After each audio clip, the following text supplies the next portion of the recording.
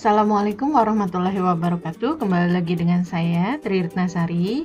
Untuk materi kali ini, saya akan menjelaskan mengenai implementasi algoritma ke dalam bahasa pemrograman berorientasi objek. Kita langsung saja.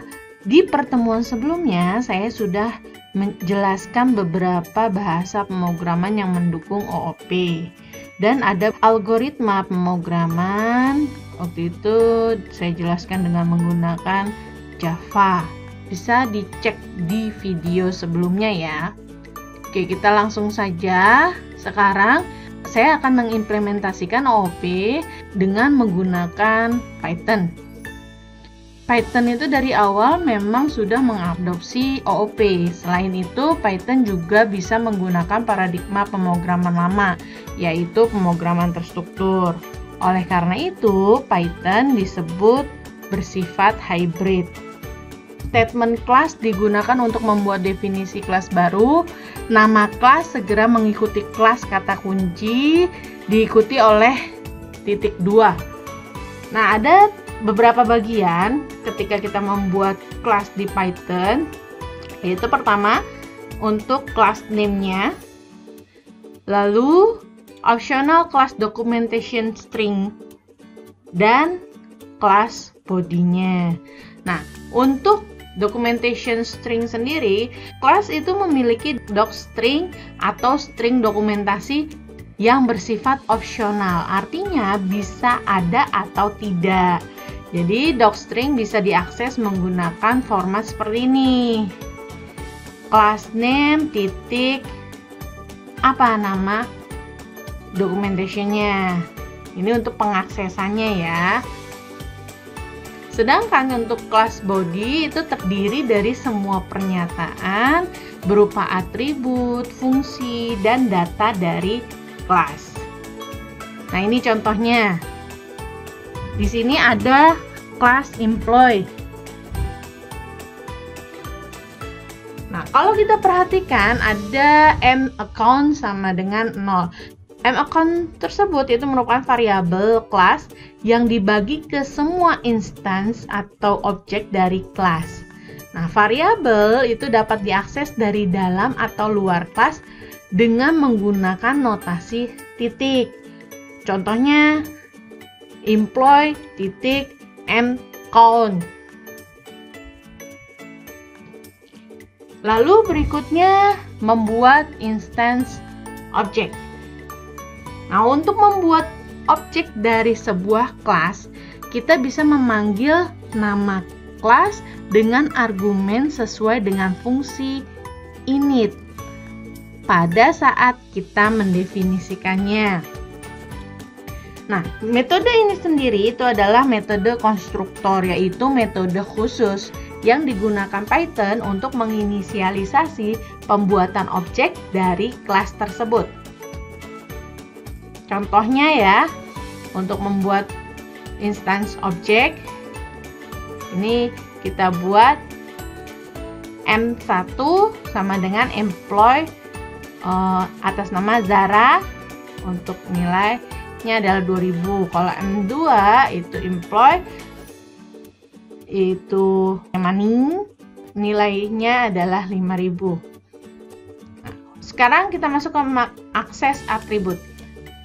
Nah, untuk mengakses atribut objek dengan menggunakan operator titik, variabel kelas bisa diakses dengan menggunakan nama kelasnya. Contohnya seperti ini.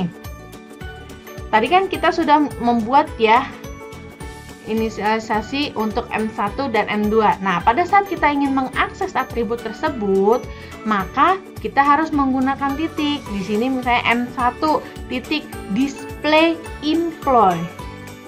Jadi ada titiknya. Sama dengan M2 titik display employee. Nah, ini contoh full untuk perintah yang tadi. Di sini hasil outputnya adalah, ini kan ada printnya ya. Print untuk display count, oke, yaitu total employee.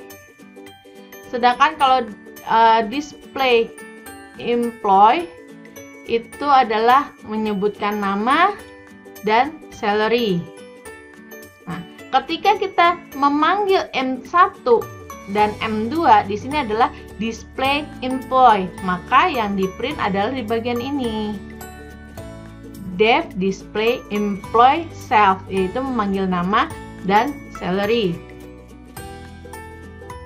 Nah, lanjut kita masuk ke pewarisan atau inheritance class. Untuk bentuk umumnya itu terdiri dari kelas, subclass name-nya, lalu parents class-nya. Parents class bisa lebih dari satu ya, bisa kemungkinan lebih dari satu. Lalu bawahnya baru masuk ke documentation string-nya. Ingat, documentation string sifatnya opsional, lalu masuk ke class body. Nah, ini contoh dari inheritance. Nah, di video sebelumnya saya contohkan untuk inheritance itu seperti sepeda. Waktu itu ada sepeda gunung, ada sepeda balap. Nah, di sini saya contohkan untuk outputnya nanti adalah memanggil konstruktor anak, metode anak, dan metode induk. Nah, kita bisa perhatikan dari sini. Kalau di Java itu kan menggunakan perintah extends. Lanjut. Oke, selain pewarisan ada lagi metode overriding, di mana kita akan mengabaikan fungsi dari kelas induk di dalam kelas anak.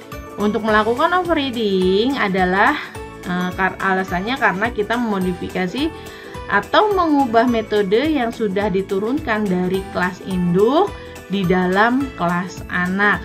Nah, sini contohnya ya. Kalau kita perhatikan di sini ada kelas induk dan kelas anak, di mana kelas anak itu adalah turunan dari si induk. Oke, kita lihat. Ini kalau kelas induk itu ada sama-sama my method ya. Nah, pada saat ini kan dipanggilnya adalah si sama dengan anak, berarti kita memanggil dari kelas anak. Maka pada saat memanggil si titik my method, maka bukan dari si induk, melainkan dari si anak, yaitu hasilnya adalah memanggil metode anak. Itu untuk overriding. Nah, fungsi umum yang sering di override dalam kelas itu ada berapa ya? Biasanya ada init itu, lalu del. Kalau del destruktor itu menghapus sebuah objek, lalu ada rep atau representasi string yang bisa dievaluasi, lalu ada str atau representasi string yang dapat dicetak, dan cmp kalau cmp membandingkan objek. Lalu berikutnya ada lagi, selain overriding ada yang namanya overloading.